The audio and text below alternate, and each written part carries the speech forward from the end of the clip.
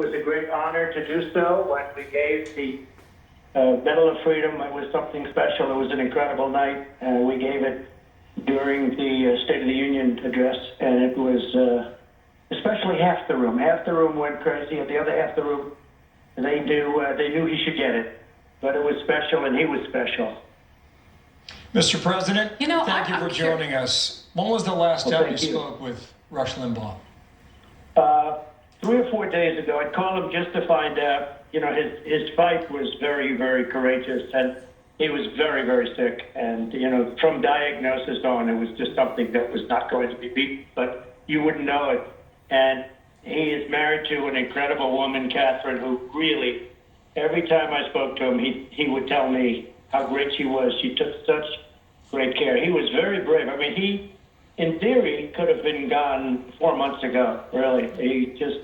He was fighting till the very end. He was a fighter. While you were in the White House, how did you view how he either carried on your message or chose to agree or disagree with the policies you had as Commander-in-Chief?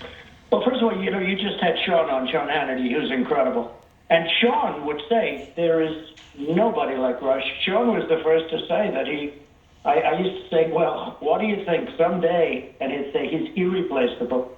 Rush is irreplaceable, unique. He had an audience that was massive.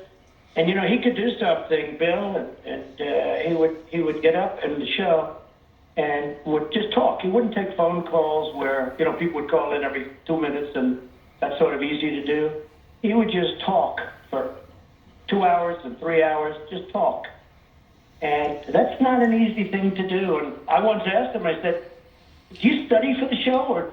And he said, actually, I studied very hard, which a little bit, Harris said, a little bit surprised me. But he was a fantastic man, a fantastic talent. And people, whether they loved him or not, they respected him. They really did.